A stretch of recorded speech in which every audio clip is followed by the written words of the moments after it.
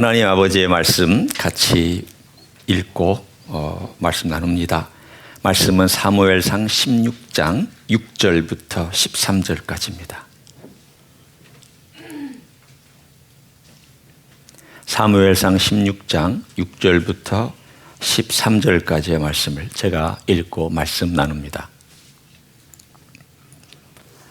그들이 오매 사무엘이 엘리압을 보고 마음에 이르기를 여호와의 기름 부으실 자가 과연 주님 앞에 있도다 하였더니 여호와께서 사무엘에게 이르시되 그의 용모와 키를 보지 말라.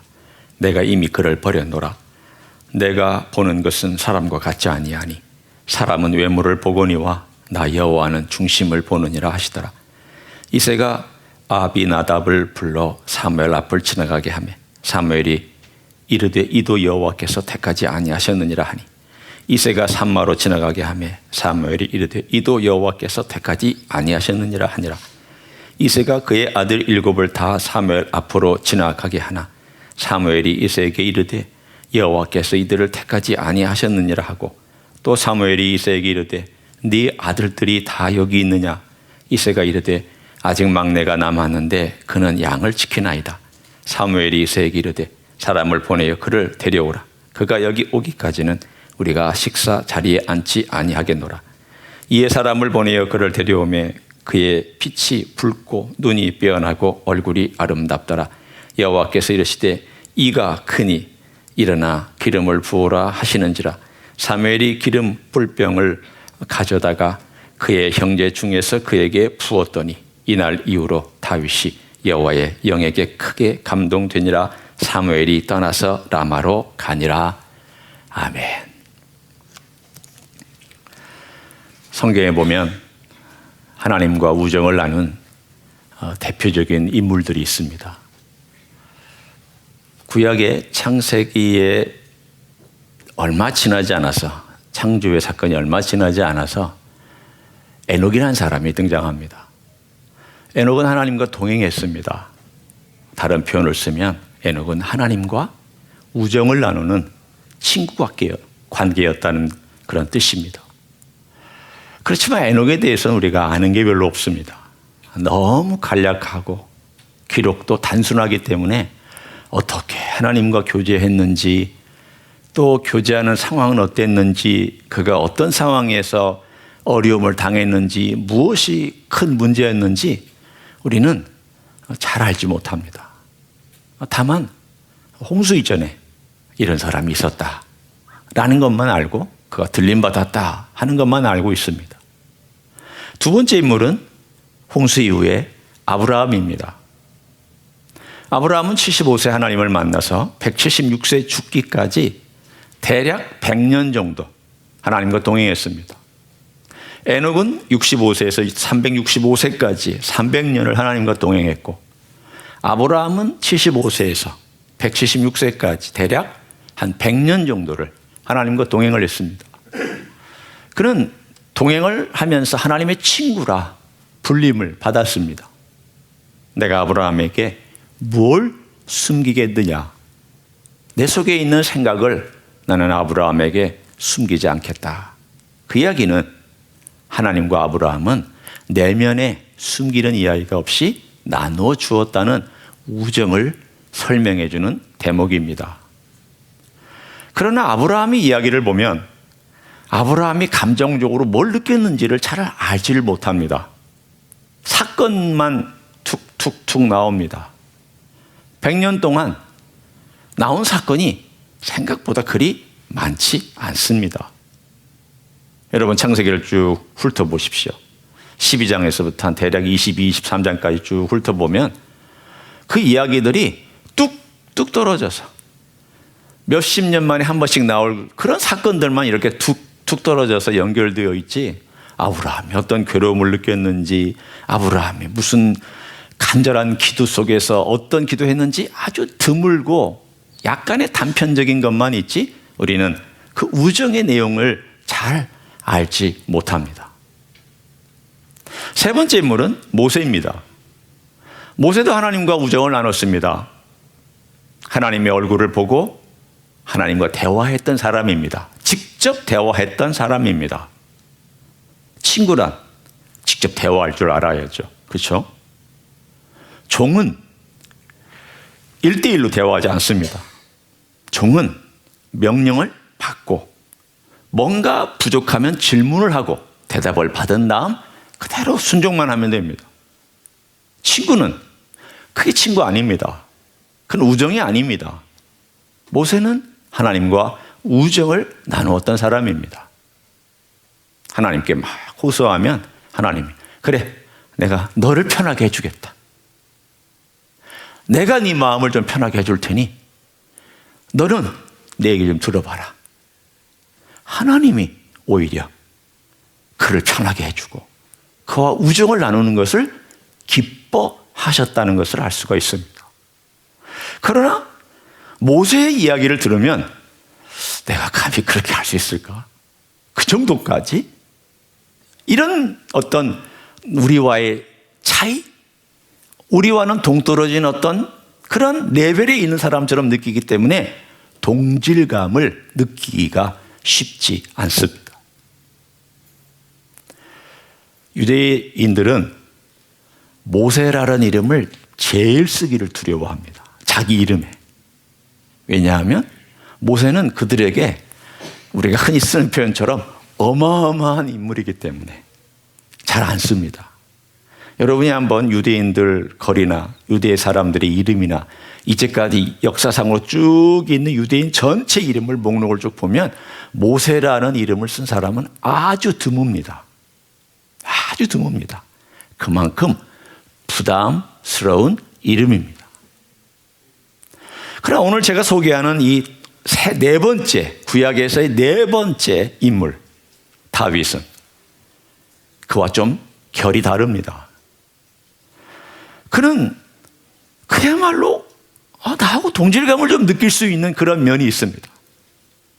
괴로워했고, 배반당했고, 슬퍼했고, 기뻐했고, 감격했고, 울었고, 부르짖었고, 기도했고, 엎드렸고, 욕망을 가져봤고, 실패해봤고, 처절하게 낭망해봤고, 바닥에 떨어져봤고, 이런 모든 것들을 통하여 우리 인생이 걸을 수 있는 대부분의 경험은 다 다윗에게서 발견할 수가 있습니다. 뿐만 아니라 그는 역사서에도 그 인물이 등장합니다만 그의 시편을 통해서 그가 얼마나 그의 감정과 내면의 세계를 쏟아냈는지를 우리는 시편을 통해서 볼 수도 있습니다. 따라서 하나님과의 우정을 보려면 누구를 봐야 되느냐? 다윗을 봐야 됩니다. 오늘 저는 바로 그 우정에 대하여 friendship이라고 보통 얘기하는 우정에 대하여 함께 다윗의 생애의 굵직한 새 덩어림을 제가 좀 뽑아서 나누려고 하는데 이번 주와 다음 주에 나누어서 나눌 것입니다. 이번 주는 그가 12살 전후에 어렸을 때 오늘 이 사건의 전후를 나눌 것이고 다음 주에는 그가 환난과 어려움 가운데 사울에게 쫓겨다니는 한 10년 정도를 나눌 것입니다. 처음 10년 혹은 12년이 어렸을 때 우정을 발전시킨 그러한 초반 부분이라면 두 번째는 어려움을 통해서 그 우정을 더 깊이 발전시킨 내면의 세계까지 더 깊이 더 들어갔던 시간이었고 세 번째 단계는 조금 떨어져서 그가 왕이 된 다음 범죄하고 나서 그가 죽을 때까지 하나님 아버지 앞에서 죄인이지만 용서받은 죄인으로 살아갔던 그런 우정을 저는 나누려고 합니다. 오늘 여기에 보면 16장의 이야기가 등장합니다. 이 16장의 이야기를 보면 하나님께서 이미 13장의 사울을 버리면서 사무엘에게 말씀하셨던 내용이 있습니다. 이렇게 말씀하셨습니다. 내가 사울은 버린다. 그리고 내 마음에 맞는 사람을 내가 구할 것이다. 그래서 영어에 보면 A man after God's heart, my heart라고 되어 있습니다. 내 마음에 합당한, 옛날 성경에는 마음에 합한 자, 개역 개정에는 마음에 맞는 자 이렇게 되어 있습니다. 따라서 이 표현의 가장 중요한 핵심은 다윗의 마음이 먼저가 아닙니다. 하나님의 마음이 먼저입니다. My heart예요. 내 마음. 누구의 마음? 다윗의 마음이 아니에요. 하나님의 마음이에요. 내 마음에 맞는 자, 합한 자, 그리고 내 마음에 내가 찾고 오케이 라고 하는 그 자라고 하는 바로 이 표현이 우리에게 중요합니다. 하나님, 이것이 모든 선택의 기준입니다. 하나님께서 먼저 행하셨다는 것과 그리고 하나님께서 찾고 다니신다는 이 사실을 우리는 늘 염두에 두어야 됩니다. 이렇게 표현해 봅니다. 여러분, 이 세상 살아가면서 진짜 친구를 찾기 쉽지 않습니다. 여러분이 내 주변에 정말 친구 있는지 한번 생각해 보십시오.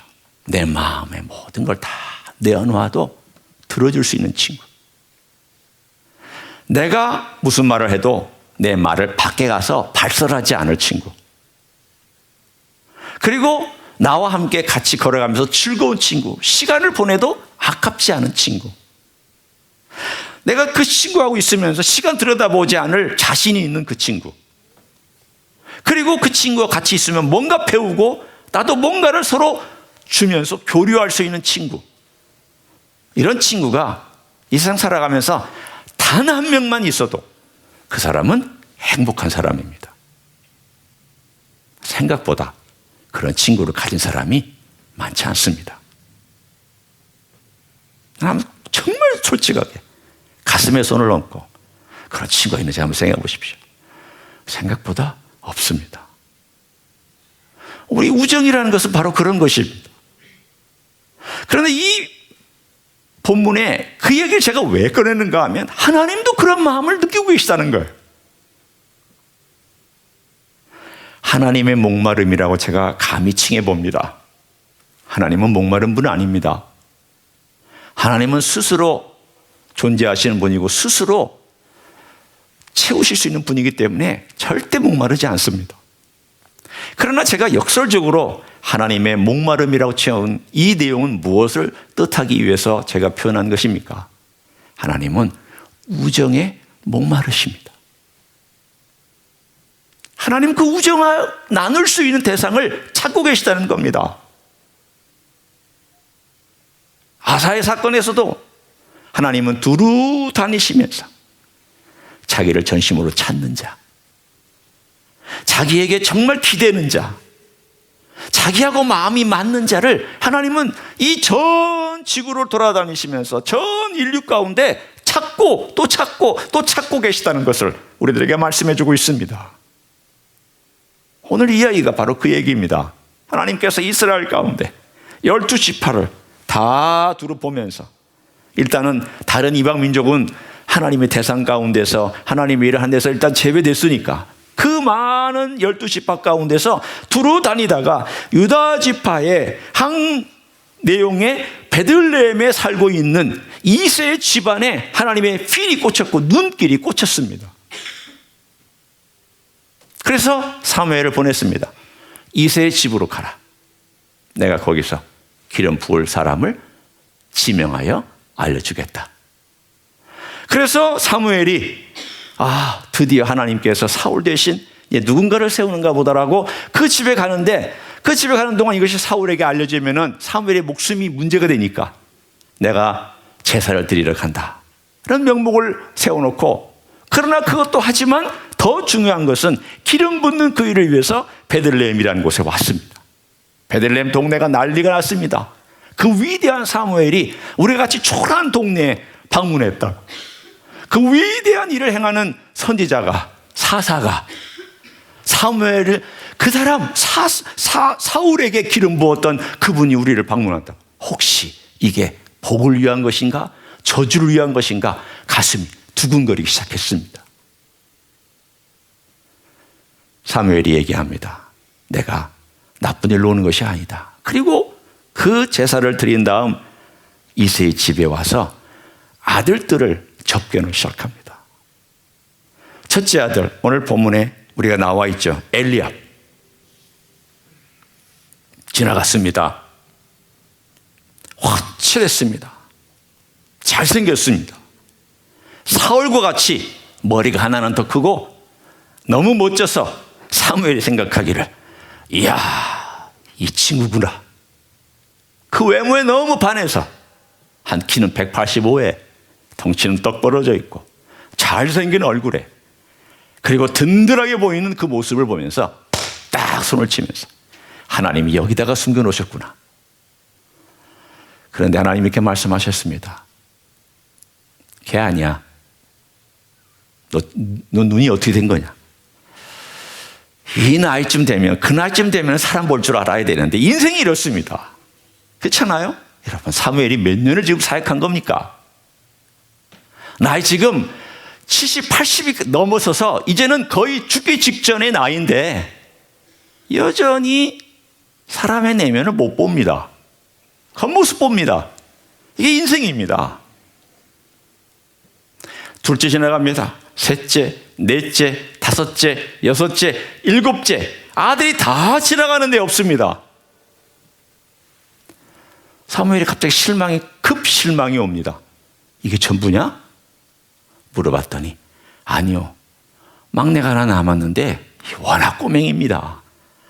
이제 겨우 10살 좀 넘길 만한 꼬맹이여서 선지자님이 오신다고 우리가 기별을 받았기 때문에 이 7 아들은 이 중에 하나일 것이라고 생각하고, 설마 이 막내일까 싶어서, 그래서 우리가 저기 양 돌보라고 들판에다가 세워놓고, 보초 세워놓고 왔습니다. 데려오라고. 내가 이 아이를 볼 때까지 이 잔치 식사에 같이 참여하지 않겠다고. 오늘 그랬더니 그 아이가 왔습니다. 부름받고 왔더니 하나님께서 사무엘의 마음에 크게 감동했습니다. 이가 크다. 오늘 본문에 너무 간단한 표현이 12절에 나와 있습니다. 너무 간단해요. 이가 크다. This is the person. This is he. This is the person that I mentioned. 이 말이죠. 아주 간단한 표현으로 크다. 키는 조그만하고 아직은 어리니까 11살, 12살? 요즘으로 하면 초등학교 한 6학년, 곧 중학교 1학년 나이에.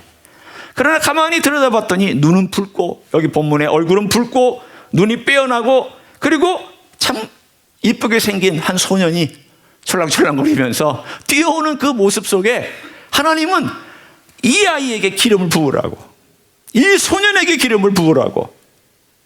그래서 기름을 부었더니 하나님이 여기 충만하게 그 다윗에게 임하였습니다.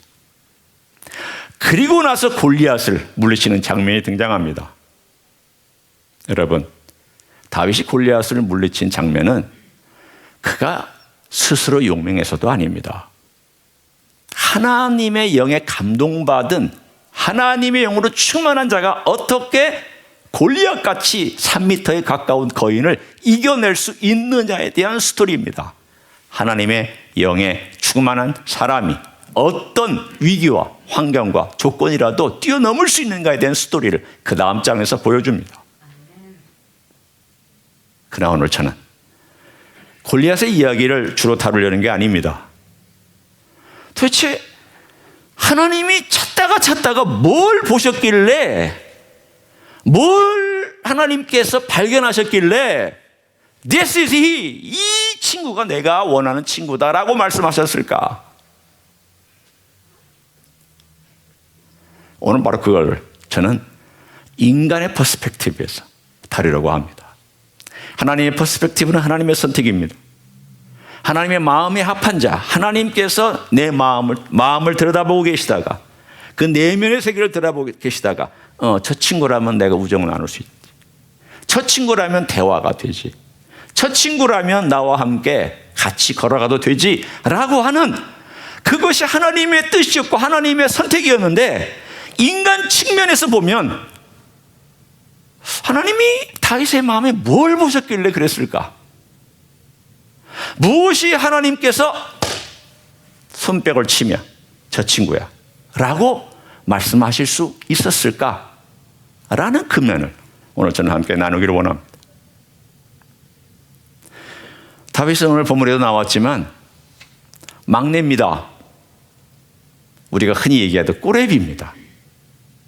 막내 꼬레비는 사랑도 받지만 옛날 아들이 8명쯤 되면 관심 받게 대상입니다. 그리고 아들들이 8명이면 집안이 어떤 집안인지 여러분 상상이 되시죠? 제가 한국에서 목회할 때 아들들이 한 3명만 있는 집안에 가보면요, 집이 모습이 정상적인 모습이 아닙니다. 정상적으로 아무리 가리고 아무리 뭘 해놔도 아들 셋, 그것도 꼬맹이 셋이 막 뛰어다니는 그 집안에 가보면요, 어딘가는 엉클어져 있습니다. 아무리 부모가 잘 치워놓고 잘 이렇게 목사님 신방 온다고 막 해놓고 이렇게 준비를 해놔도 이렇게 쑥 한번 들러보면 아들 셋 키우는 집 같네요 라고 하면 피식피식 웃습니다. 아들 셋? 더머지고 뛰어다니고 저 위에 높은 데서 팍팍 뛰어내리고, 뭐 만약에 이불장이 있으면 이불 다 끌어내리고 막 놀고 난리치고 부서진 데 또는 뭐 망가진 데 벽에다가 낙서한 것 뭐 등등등으로 뭐 5만 가지 것들로 가득 차 있습니다. 자, 아들이 8명이면 어떨까요? 물론 누이들도 있습니다. 나중에 보면은 다윗의 누이의 그 이야기가 나와요. 그 자손들의 얘기가 잠깐 나오는데 물론 누이도 있었을 거예요. 몇 명인지는 모르지만 있었을 거예요. 그러나 8명이나 되는 아들들의 집안에서 8째 아들이라고 하는 것은 그냥 무시당하고 별볼일 없고 아직도 꼬맹이이기 때문에 굉장히 외로운 위치예요.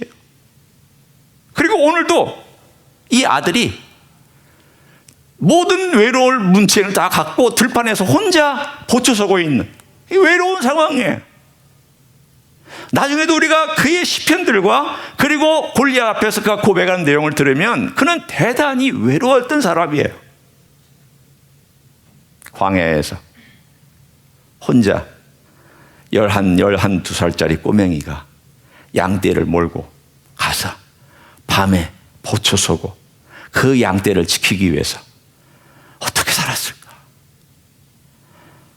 제가 언젠가 터키 여행을 하다가 멋진 시골길을 지나는데 많은 사람들은 높은 산과 멋있는 들판과 자연들을 보고 있을 때 저는 제 눈이 양을 끌고 가고 있던 한 30마리, 40마리 양을 끌고 가고 있었던 조그마한 목동의 얼굴과 모습에 이렇게 딱 꽂히더라고요.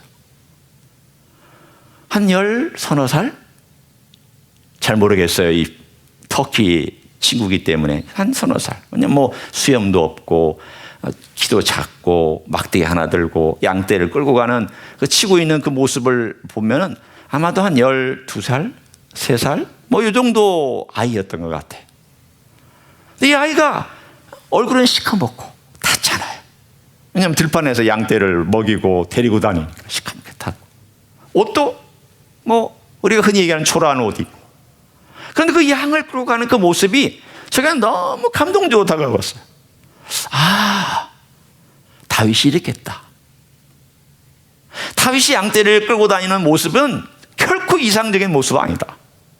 아름다운 옷 입은 것도 아니고 멋진 뭘 한 것도 아니고 아마도 그의 등에는 하프 하나가 메어져 있을 것이고, 왜냐하면 밤에 외로울 때 하나님께 찬양하고 노래하고 기도해야 되니까 등에는 아마 보찜을 하나 매는지 그걸 매는지 어떤지는 모르지만 등에 하나 매고 왼손에는 지팡이 하나, 왼손에는 막대기, 오른손에는 막대기, 이 쇠막대기. 그래서 짐승을 물리칠 수 있는 뭔가 빼줘는 것이 달려있는 막대기 하나. 이쪽에는 지팡이. 이 지팡이는 양떼들이 다른 데로 못 가게끔 만드는 이러한 지팡이와 막대기를 붙들고 등에는 수금이나 혹은 비파 하나를 메고 그 길을 걸어가고 있는 저 꼬뱅이가 그때 다윗의 모습이었을 것이다라고 지금도 이렇게 머릿속에 이렇게 잔상이 남아 있습니다. 그 외로움 속에서 뭐 했을까? 그 외로움 속에서 그는 우정을 찾았습니다. 친구를 찾았습니다. 외로울 때마다 하나님께 노래하고 힘들 때마다 하나님께 간구하고 곰과 이리가 닥쳐올 때마다 그걸 붙잡고 어린 양을 늑탈해 가는 그 순간 쫓아가서 그 수염을 잡고 치고 막대기로 치고 그걸 물리쳐서 그 어린 새끼를 다시 잡아서 끌고 오는 그 상황 하루하루가 하나님을 의지하고 살았던 하루하루였습니다. 그의 삶은 외로움입니다. 친구가 없었습니다. 그래서 하나님을 친구로 삼고 그 하나님 아버지 앞에 자기의 모든 것들을 다 토로하며 살았습니다. 영어의 외로움이란 단어는 두 가지로 표현할 수 있습니다. 하나는 loneliness, 또 하나는 aloneness. aloneness라고 하는 것은 혼자 있다 그 뜻입니다. 굳이 감정적으로 외롭다 그런 뜻은 아니에요. aloneness는 남이 없고 나 혼자 있다 하는 aloneness예요. 그렇지만 loneliness는 뭐냐면 외롭다예요. 아무도 날 도와주는 사람이 없고 내가 호소할 사람이 없을 때 나 혼자구나. 이 세상을 나 혼자 어떻게 살아가지? 그런 외로움이 loneliness예요. 다윗이 두 가지를 다 경험했던 사람이에요.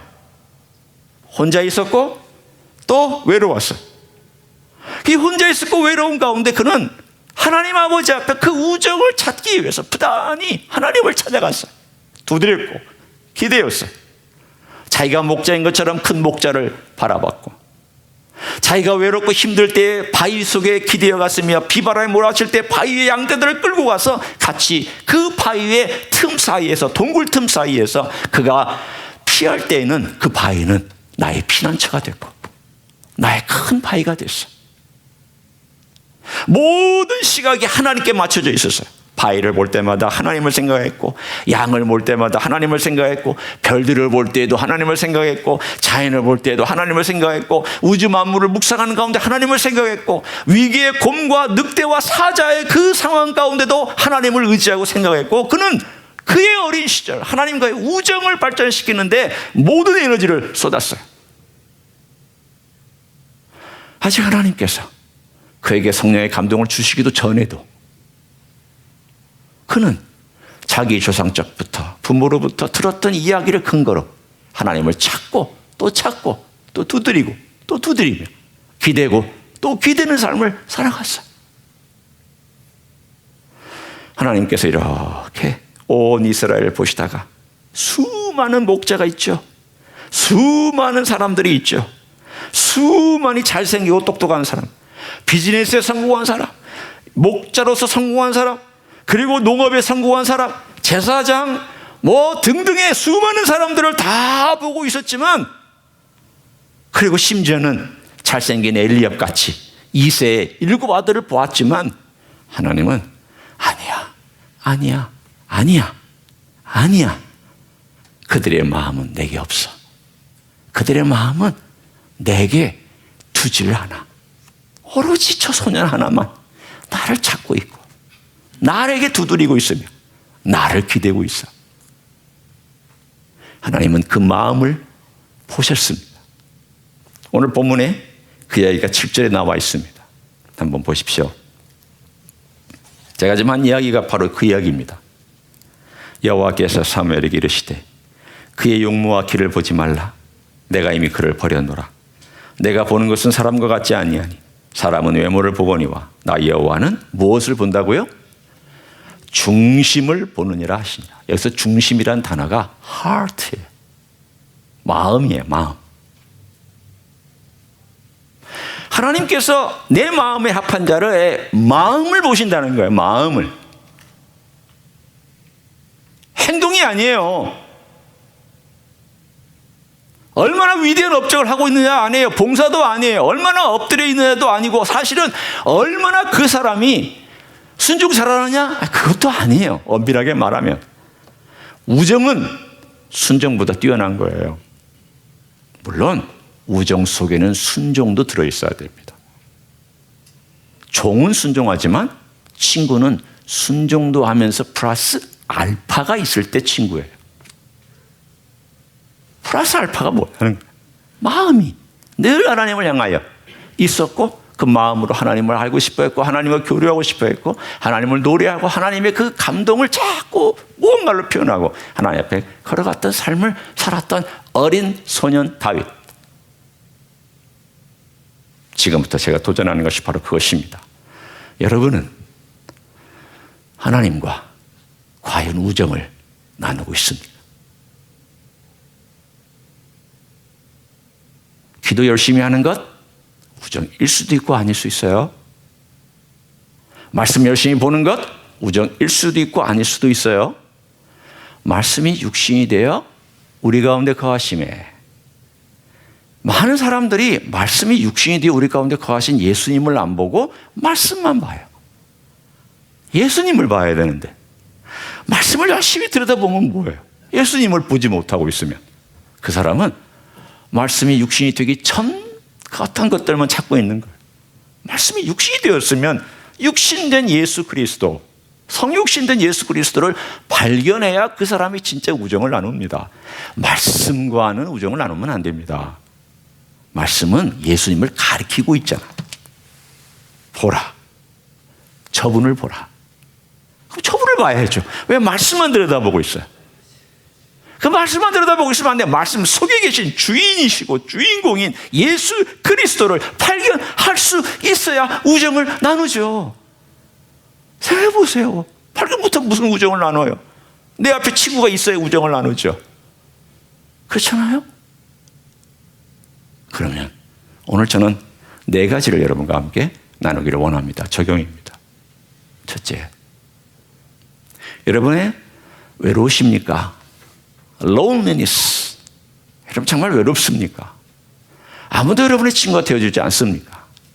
사실은 제가 이렇게 표현하면 좀 절망적일 수도 있지만 여러분의 마음을 만족시키고 풍성하게 해줄 친구는 이 세상에 없습니다. 죄송합니다만 그렇습니다. 저는 제 아내하고 제 남편하고 굉장히 친한데요. 그래도 어렵습니다. 왜냐? 제가 이제 시편의 말씀을 통해서 다윗이 고백한 내용으로 여러분과 함께 적용합니다. 시편 62편 9절의 말씀을 제가 읽어드립니다. 슬프도다. 사람은 입김이며 인생도 속임수이니 저울에 달면 그들은 입김보다 가벼우리로다.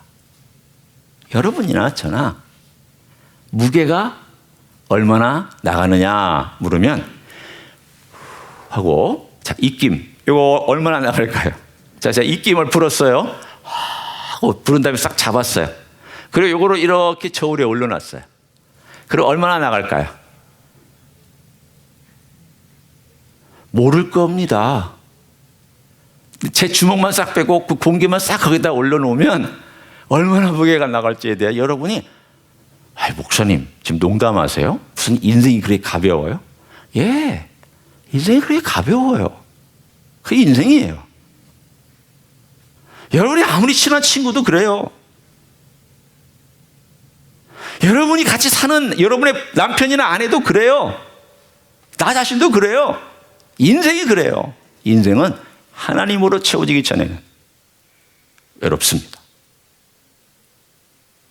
하나님으로, 우리 주님으로, 그 우정으로 채워지기 전에는 늘 외로운 법이에요.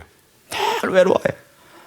왜 걸걸하고, 왜 이렇게 힘들고, 왜 인생에 뭔가 이렇게 채워지지 않은 것 같고, 뭔가 이렇게 만족스러움이 없는가? 사람이 잘해주면 될까요? 천만의 말씀이에요. 아무리 사람이 잘해줘도 안 돼요. 아내가 남편이 나를 섭섭하게 한다고 섭섭해서 외로운 건가요?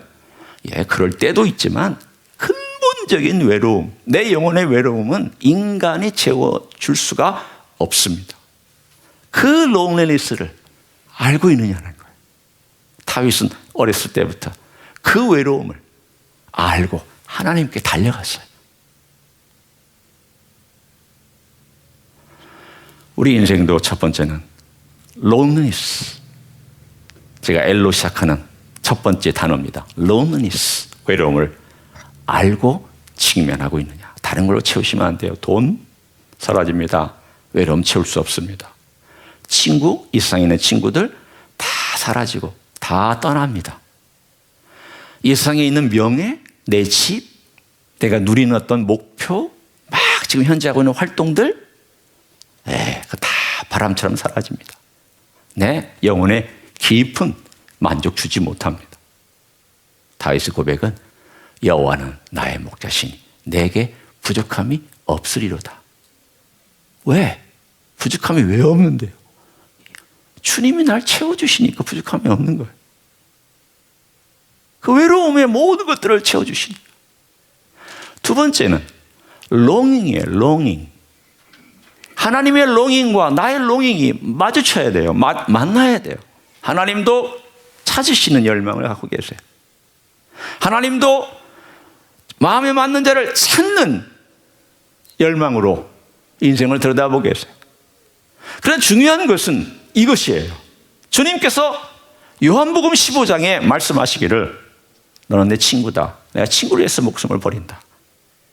우리를 친구로 대우하셨고 친구의 위치에 놓아주셨어요.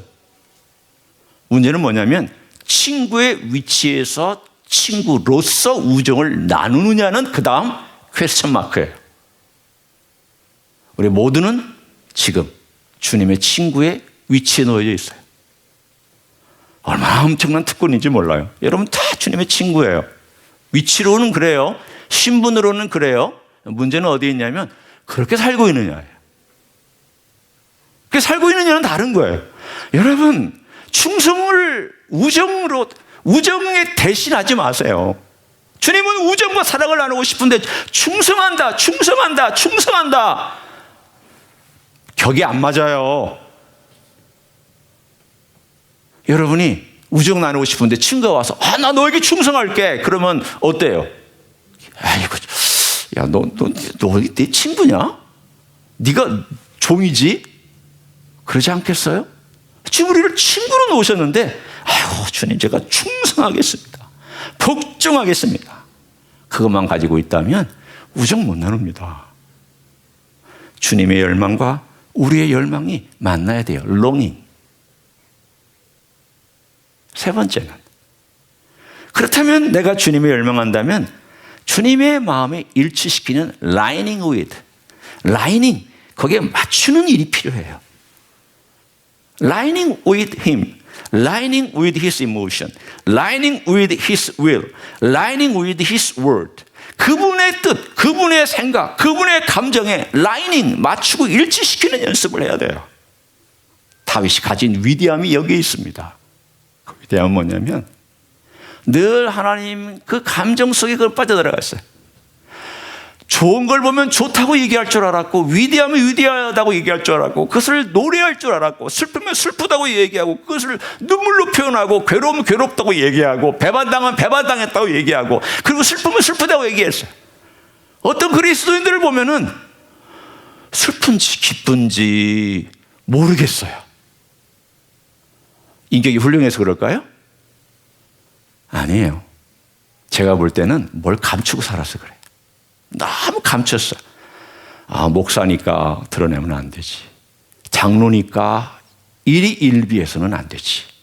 내가 믿음의 사람인데 순종하며 사는데 어떻게 내가 이런 것들을 드러낼 수 있을까?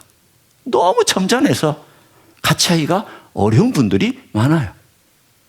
목회들도 그런 목회들 많이 만나봤어요. 한국에서. 그런 거라고는 전 친구들이 참 어려웠어요.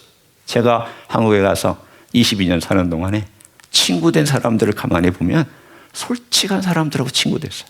저도 저 내면에 있는 얘기를 그 친구에게 얘기하고 그 친구도 자기 내면에 있는 갈등과 어려움을 얘기하고 서로 그러면서 교류를 나눴던 사람이 친구였고 자기 문제를 하나도 나누지 아니하고 뭔가 완벽한 것 같고 뭔가 어떨 때는 설교도 잘하는 것 같고 뭔가 있는데 좀 시간이 지나도 같이 세월을 보내도 내면의 세계를 나누지 않는 그 사람하고는 시간이 지나고 보니까 친구가 안 됐어요. 지금도 연락을 안 해요.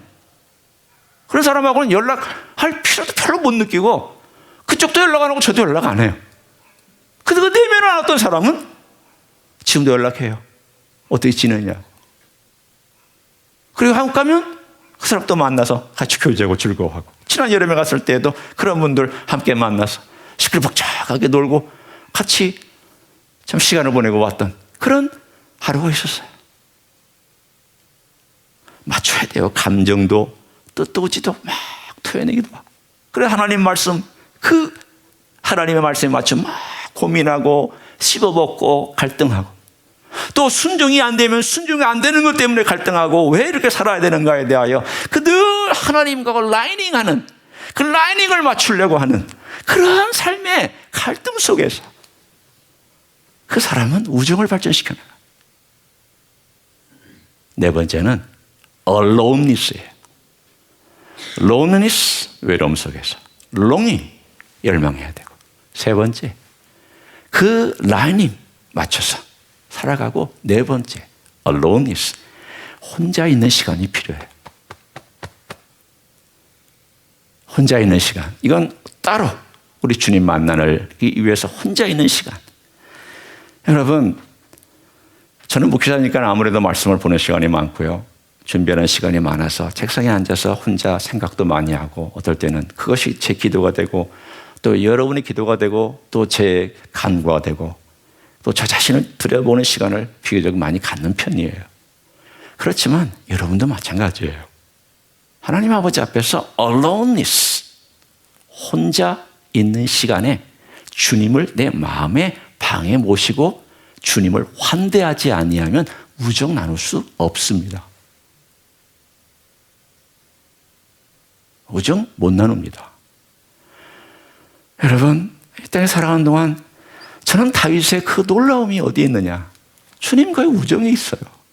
저는 늘 다윗을 얘기할 때마다 그렇게 얘기를 해요. 다윗이 정말 뭐 잘생긴 것 때문에 그가 훌륭합니까? 재능이 뛰어나서 훌륭합니까? 음악적 재질이 뛰어나서 훌륭합니까?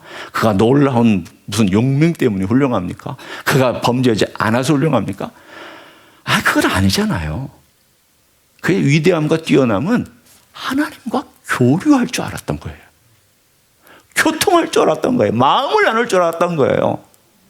감정도 나누고, 뜻도 나누고, 의지도 나누고, 순종도 나누고, 괴로웠고 범죄한 다음에는 막 라이닝이 안 된 것 때문에 괴로워한 거예요.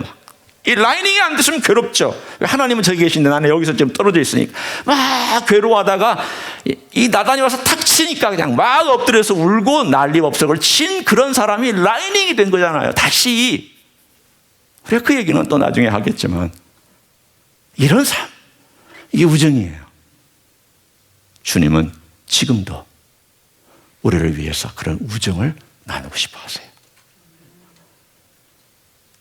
친구입니다. 그러나 우정을 나누는 친구가 되셔야 합니다. 명목상의 친구가 되지 마시고 우정을 나누세요. 우리 예수님과. 그것 때문에 오셨잖아요. 그것 때문에 죽으셨잖아요. 친구로 해서 죽는다고 말씀해 주셨잖아요. 그리고 친구로 대해주시잖아요. 그래서 친구로 됐으면 우리도 주님을 향하여 주님, 제가 참 외롭습니다. 주님을 갈망합니다. 그리고 주님과 함께 제가 어떻게 하면 맞춰가겠습니까? 혼자 있는 시간에 제가 주님을 찾기 원합니다. 그래서 영원한 곳에 저를 인도할 그날까지 외롭지 않은 인생 살아가도록 도와주십시오. 지옥은 외로운 곳이고 천국은 외롭지 않은 곳입니다.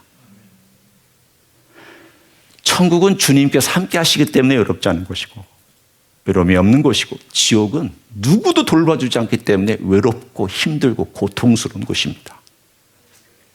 이 땅에서 주님과의 우정을 나눈 자는 하늘 아래에 가서도, 또 주님의 나라가 이 땅에 오는 그때에도 그 놀라운 우정을 연장해서 계속 발전시켜 나갈 줄로 믿습니다. 그런 생애를 사시기를 예수님의 이름으로 간절히 축원합니다. 기도하겠습니다.